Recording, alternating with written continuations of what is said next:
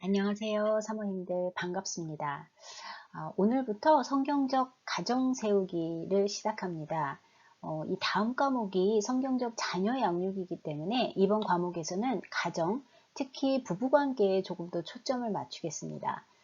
사모님들은 가정하면 어떤 이미지가 떠오르세요? 어떤 기대를 가지고 결혼하셨나요? 저는 엄마가 너무 엄하고 무서우셨어서 어, 엄마가 집에 없을 때가 더 편하고 더 안전하다고 느끼면서 자랐거든요. 그래서 그런지 가정에 대한 큰 기대가 별로 없고요. 행복한 가정 할 때 떠오르는 이미지가 별로 없었던 것 같아요. 그저 집에 있는 가족들이 편안했으면 좋겠다. 집이 마음을 쉬는 곳이었으면 좋겠다는 것이 제가 결혼하면서 막연하게 가진 바람이었지 않았나 싶습니다. 우리의 가정과 또 우리가 돕고 위해서 기도하게 될 가정들을 생각하면서 오늘 1강 폭풍 속의 가정으로 들어가 보겠습니다. 사모님들에게 가정은 어떤 곳인가요? 기쁨과 사랑이 늘 충만한 축복의 현장인가요? 아니면 참 힘들게 하는 고통의 원천인가요? 제게 가정은 이 땅에서 제일 사랑하고 중요한 사람들이 있는 안식처이고요. 동시에 일거리가 끊이지도 않고 고민도 끊이지 않는 전쟁터 같은 곳입니다. 폭풍 속의 가정을 쓴 러셀모 박사님도 아마 비슷한 생각을 가지셨던 것 같아요. 책의 메시지는 참 심플한데요. 가족은 축복과 공포의 원천이라고, 축복과 기쁨의 원천이고 공포의 원천이라고 선언하셨죠. 사실 결혼을 하는 가정에게 이 책을 사서 줘서 겁을 확 줘야 되나 싶을 정도로 굉장히 힘든, 어떻게 보면 암울한 그림으로 시작이 되죠. 어떤 가정이든 통제할 수 없는 폭풍 속에서 요동을 치게 될 것이라고 경고를 하십니다. 그러면서요, 가정의 기쁨과 고통이 우리가 한 곳을 바라보도록 도와준다고 말씀하시죠. 바로 이 책 전체를 통해서 강조하는 십자가입니다. 십자가를 바라볼 수 있도록 가정이 우리를 훈련시키고 자라게 하는 장이 된다는 거죠. 그러면서 가족이 굉장히 중요한지 먼저 알아야 된다고 말씀하시고요. 그런데 그럼에도 불구하고 가족이 우리에게 궁극적이지 않다는 것을 알아야 한다고 또 말씀하십니다. 중요하지만 ultimate, 궁극적이지는 않다는 거죠. 그래서 가족을 보되 그 이상을 보아야 한다라고 강조하십니다. 저번 학기에 추천 도서로 읽었던 팀 켈러 목사님의 결혼을 말하다라는 책에서도요, 가족을 대단하지만 끔찍하다라고 표현을 했는데요.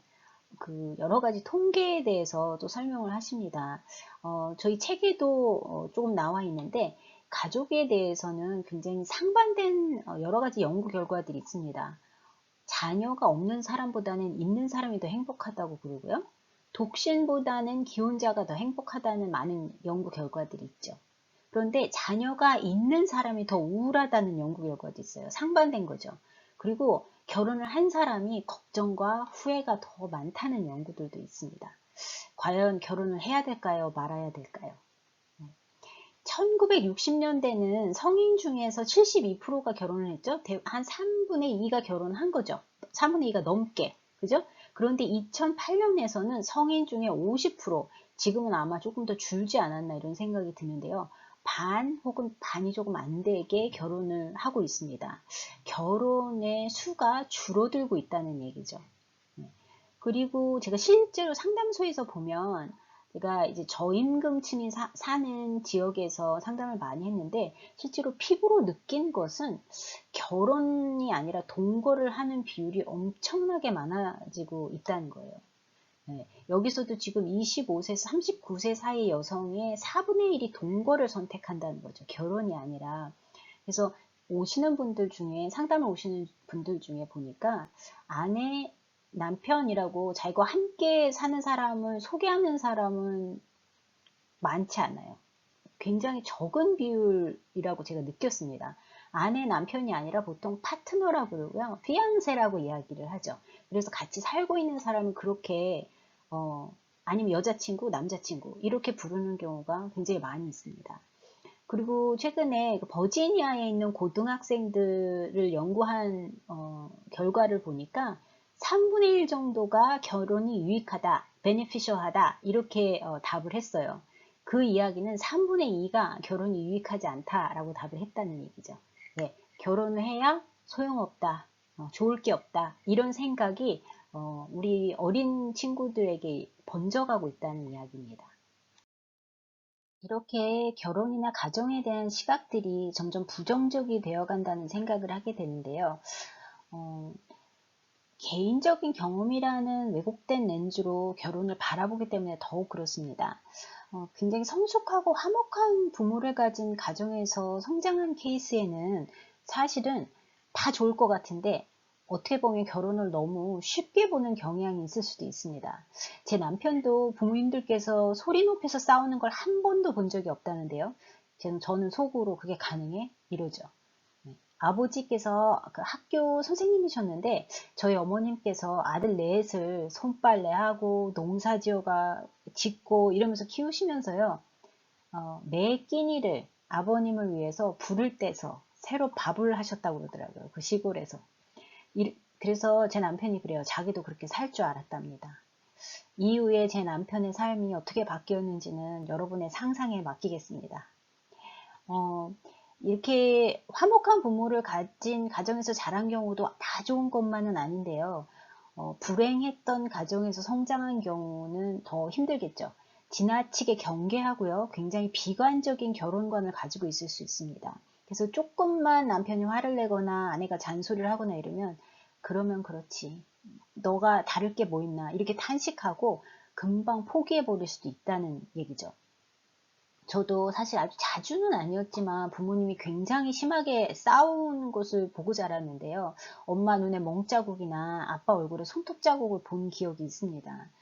상담을 하다 보면 부모님의 너무나 불행했던 결혼, 혹은 아버지와의 관계, 어머니와의 관계가 굉장히 힘들었던 경우, 그 부모님과의 결혼이 외도 이런 걸로 깨진 경우, 이런 경우들을 많이 보고 자라면 결혼을 굉장히 망설이게 되는 경우가 많죠.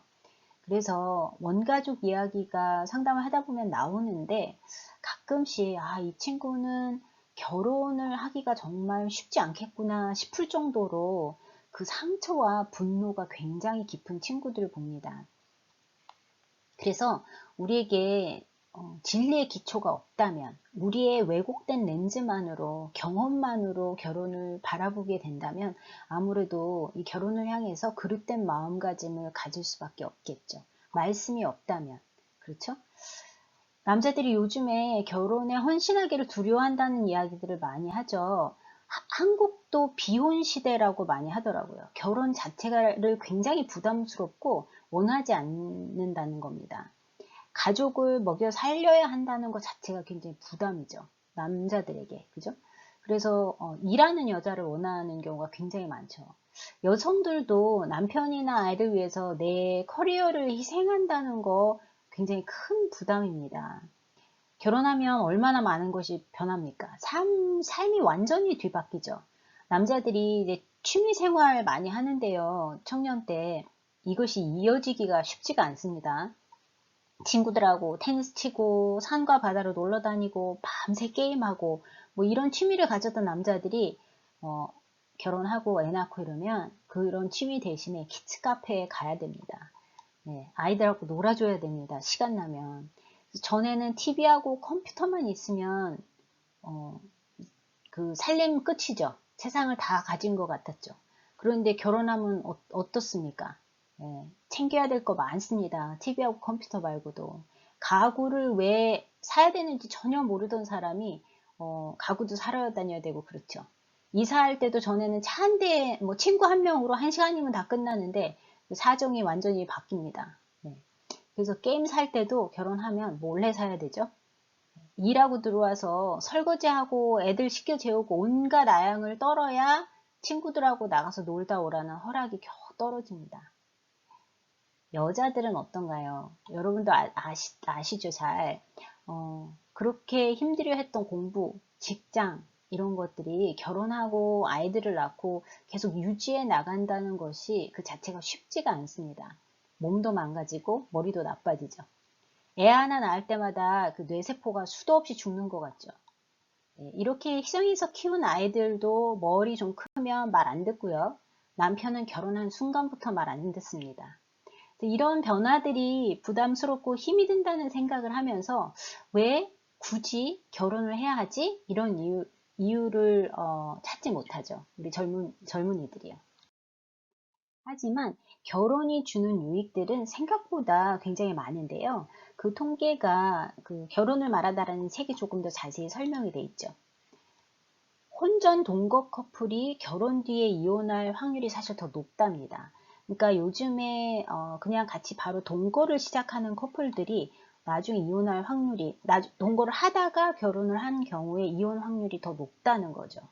요즘에 청년들이 와서 상담하면서 혹은 세미나 들을 때 그런 질문들을 해요. 속궁합을 맞춰보고 결혼해야 되는 거 아닙니까? 평생 사는데 어떻게 알아요? 속궁합을 안 맞춰보면 이런 이야기를 하죠. 그런데 그 친구들이 모르는 게 있습니다. 속궁합을 안만 지금 맞춰야 사람이 계속해서 변한다는 걸 모르는 거죠. 평생 맞춰야 되는 게 바로 그 속궁합이라는 걸 모르는 거예요. 네.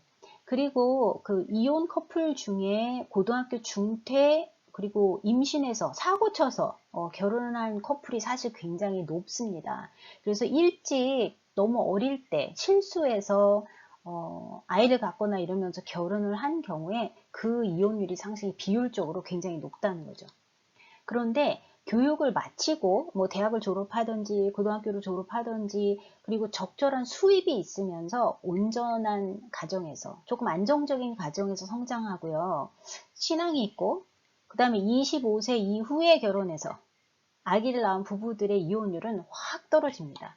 사실은 준비가 돼서 결혼한 경우에 이혼율이 적다는 거죠. 우리가 알고 있는 것보다 훨씬. 그래서 저도 아들한테 너는 25살까지 기다려서 결혼해. 그리고 어렸을 때 얘기를 해줬거든요. 그랬더니 초등학교 때였던 것 같은데 울더라고요. 자기 그때까지 언제 어떻게 기다리냐고. 네. 아들은 예나 지금이나 별 소용은 없는 것 같습니다. 결혼이 가져오는 경제적인 이익도 있어요. 결혼해서 오늘 돈을 더 많이 쓸 것 같죠. 애들 키우고 이러면서. 그런데 지속적인 결혼 생활을 쭉 한 사람들이요. 은퇴 후의 재정 상태가 75% 이상 양호하다고 하죠. 결혼을 하는 것도 참 비싼 일이지만 이혼하면 더 비싸집니다. 특히 미국에서는 더 그래요. 그리고 결혼한 남성이 10%에서 40%까지 더 많은 수입이 있다고 하죠. 어떻게 보면 가족이라는 책임감 때문에 더 열심히 일할 수 있고요. 웬만큼 치사해도 참는 거죠. 결혼을 함으로써 아이들을 가짐으로써 그 책임감 때문에 직장에서 오히려 잘 견뎌내는 경우가 더 많다는 얘기가 될 수도 있겠죠. 이뿐만이 아니라 결혼이 주는 유익들은 또 여러 가지가 있는데요. 조금 전에 얘기했던 것처럼 재정의 유익이 있습니다. 서로를 통해서 그 책임감이 굉장히 높아지고요. 그 다음에 자기 훈련에 습득이 된다고 이야기를 하죠. 돈 쓸 때 서로 눈치 보잖아요. 그죠? 쓸데없는 거 사려고 그러면 몰래 사든지. 네. 그래서 즐거움을 미루고 저금하고 투자하고 이런 것들을 더 많이 하게 된다는 얘기죠. 결혼했을 때. 그리고요, 충격 흡수 장치가 되는데 가정이라는 것이요. 절망적인 상황이나 질병 등 그 어려움들을 무난히 잘 처리하도록 돕는 것이 바로 가정이라는 겁니다. 실제로요, 여러분, 저희 그 노스캐롤라이나 지역의 그 정신과에 관련된 연구들을 보면요. 병원 응급실에서 회복하는 사람들 중에 이후에 그 치료를 아주 잘 받고 그리고 잘 회복하는 사람들을 찾아서 조사를 좀 했는데요. 그 중에서 배우자가 있는 사람들이 1등입니다. 제일 잘 회복을 해요. 그 다음에 2위가 어떤 사람들이냐면요. 딸이 있는 사람들이라 그래요. 이렇게 가족이 있는 사람들이 어려움에서 더 잘 일어나고 회복이 더 잘 된다는 이야기죠. 그리고요, 당장 만족감을 느끼지 못하고 싸우고 막 그러는데요. 그래도 이혼하지 않고 결혼을 유지하면서, 그 중에 한 3분의 2 정도는 5년 안에 굉장히 행복하고 만족스러운 관계로 회복이 된다는 연구 결과가 있습니다. 제가 실제로 결혼 만족도 조사를 해보면요. 초기부터 시작해서 만족도가 이렇게 꾸준히 떨어져요. 특히 여성 같은 경우에 더 그렇습니다. 꾸준히 만족도가 떨어지다가 다시 어느 정도 시간이 지나면 다시 이렇게 올라가기 시작합니다. 그래서 여러분, 우리에게도 희망이 있습니다. 지금 만족하시지 못하신 분들에게도 희망을 주셔야 돼요. 그리고 제가 보는 결혼이 주는 정말 최고의 유익이라고 생각하면 사실 아이들이죠. 결혼하는 가정에서 성장한 아이들이 이후에 두세 배 정도 긍정적인 삶을 산다는 겁니다. 이렇게 분명 결혼이 주는 엄청난 유익들이 있습니다. 그런데 오늘날 결혼의 가치관이 변하기 시작하면서요. 그리고 가정관이 변하기 시작하면서 조금 더 파트너를 찾는 기준이 달라지기 시작했죠. 그래서 관계를 맺고 성관계를 맺고 그 다음에 파트너십을 추구하고요. 삶을 굉장히 재밌게 흥미진진하게 만들어줄 그런 파트너를 찾습니다. 그래서 나의 가치를 두는 그런 목표에 도달하도록 도와줄 동반자를 구하는 거죠. 그래서 이렇게 조금씩 오히려 새로운 형태의 어떤 비현실적인 이상주의가 있다고 보시면 돼요.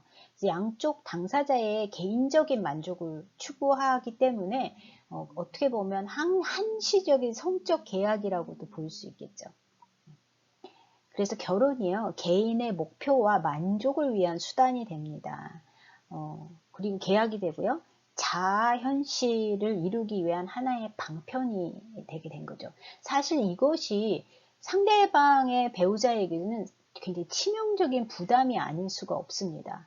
저희의 문화가 어떻게 보면 로맨틱한 사랑을 굉장히 이상처럼 여기죠. 당신이 나를 사랑함으로써 나는 완전해져. 뭐 이렇게 되는 거예요. 너의 사랑이 나를 완성시켜. 이렇게 되는 거죠.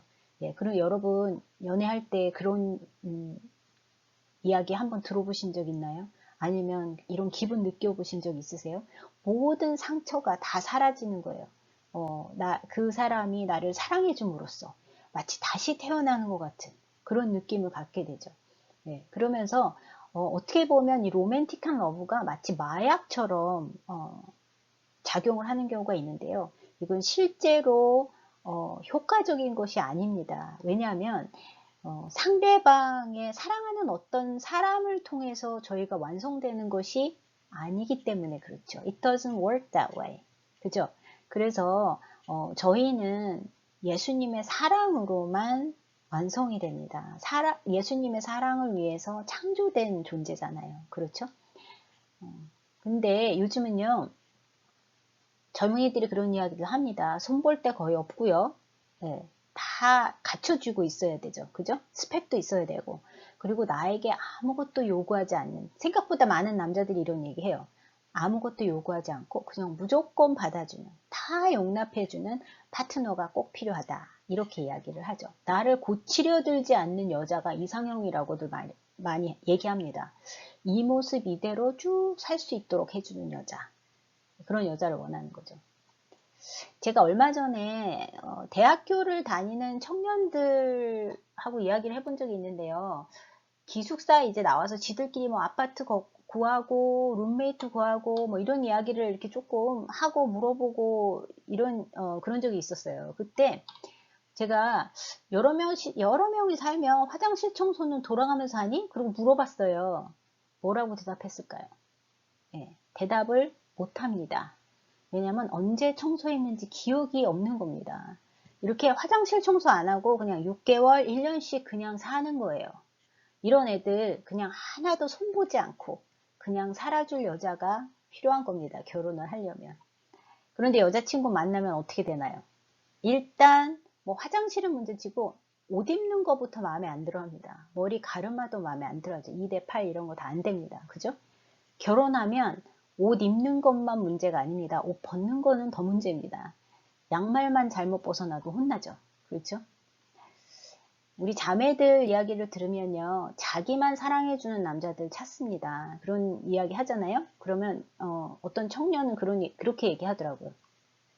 자기만 사랑해주는 남자 찾는 여자를 보면서 그냥 개를 키우시죠? 이렇게 얘기하는 청년도 제가 본 적 있어요. 네, 그리고 자매들 또 존경할 수 있는 남자들 찾습니다. 결혼해본 우리들은 알지요, 사모님들. 남자는 둘째 치고요. 남편이 아니라 큰아들이 되는 경우가 굉장히 많습니다.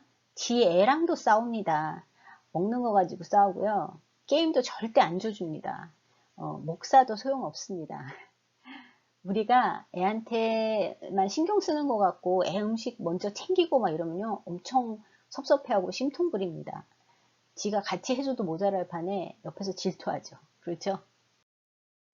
J.D. Greer 목사님께서 에베소서 설교에서 이런 말씀을 하시더라고요. There are no married people issues. There are only people issues that get worse in marriage. 이렇게 말씀하시죠. 그래서 결혼한 사람들만의 문제가 있는 것이 아니라 사람들이 원래 가지고 있던 문제가 people issue가 결혼을 하면서 그 안에서 더 심해질 뿐이다 라고 말씀하시는 거죠. 그러시면서 결혼이 문제를 만드는 것이 아니라고 말씀하세요. 문제를 드러낼 뿐이다 라고 말씀하십니다. 그래서 아내의 목청이 그렇게 큰지 그렇게 사나웠는지 애들 낳고 나서 깨닫게 되죠, 남편들이. 그런데 원래 그런데 몰랐을 뿐입니다. 남편이 게을러진 게 아닙니다. 원래 게을렀던 상태로 되돌아간 것 뿐입니다. 이혼하는 커플들이 성격 차이 때문이라고 많이들 그러죠. 그런데 현실의 부분은 항상 성격 차이가 납니다. 예, 우리는 항상 wrong person과 결혼하죠. We always marry the wrong person.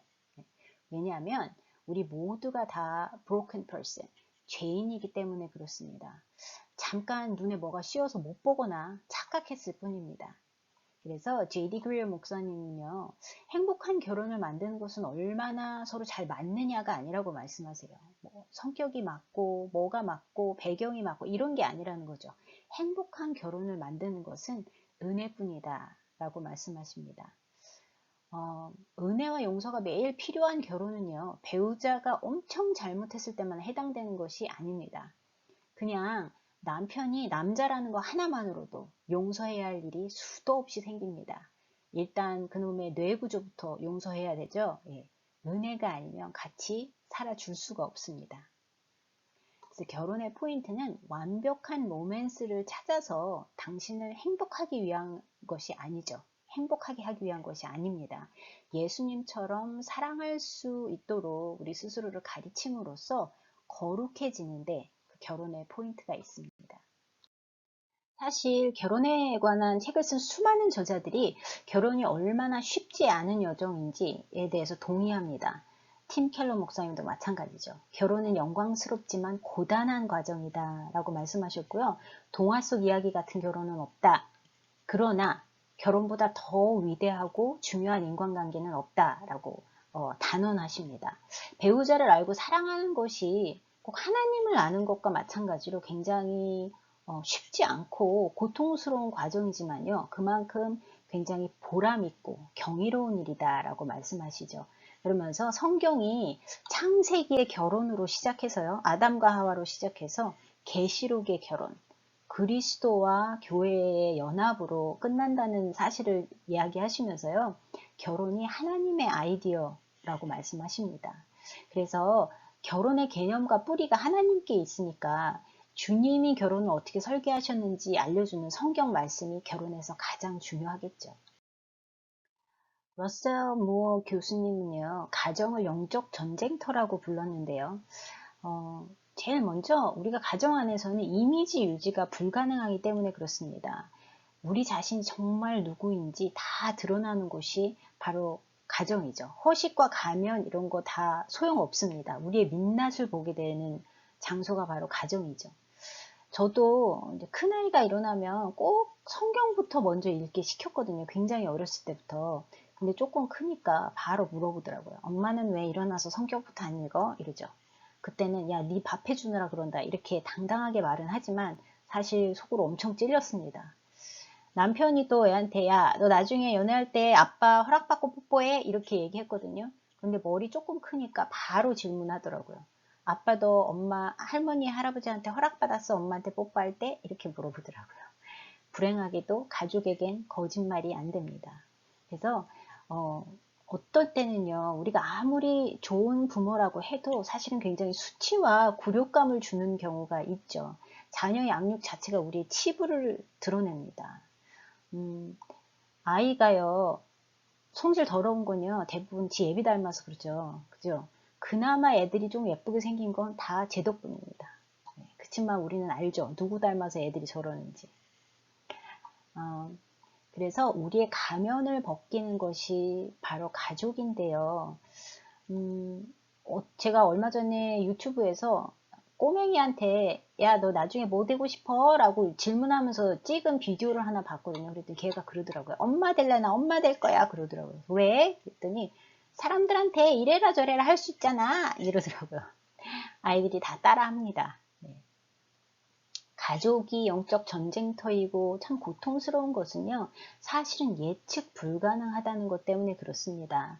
우리가 가정에 대해서 이야기하고 또 우리가 자녀 양육에 대해서 이야기하고 정말 많이 애쓰고 성장하려고 애를 쓰지만요, 사실 우리가 짜놓은 계획에 딱딱 맞춰지는 것이 가족이 아닙니다. 그래서 가정은요, 우리를 정말 약하게 합니다. 굉장히 취약하게 하죠. vulnerable하게 해요. 가족 안에서 상처받을 것이고요. 상처를 주게 됩니다. 우리 자녀들이 어떤 일을 겪게 될지 몰라요. 가족이 어떤 병에 걸리게 될지 모릅니다. 그래서 사실 힘들어요. 우리가 스스로 할 수 있다는 생각이 가정을 통해서 깨지기 시작합니다.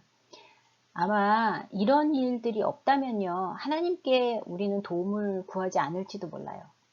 가족 문제가 쉬웠다면 아마 예수님께서 십자가를 질 필요가 없으셨을지도 모르겠습니다.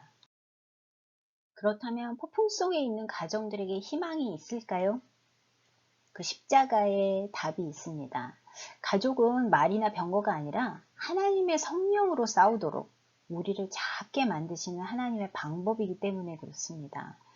우리의 가족은 서로의 모습을 빚는 도구죠. 나는 남편을 빚는 도구이고요. 남편은 나를 빚는 도구입니다. 아이들과 부모는 서로를 자라나게 하는 도구가 됩니다. 이렇게 십자가는 저희 서로를 그 안에서 우리 모두를 빚어가기 시작하죠. 갈라디아서 3장 13절 14절에서 말씀하시기를 그리스도께서 우리를 위하여 저주를 받은 바 되사 율법의 저주에서 우리를 속량하셨으니 기록된 바 나무에 달린 자마다 저주 아래 있는 자라 하였습니다.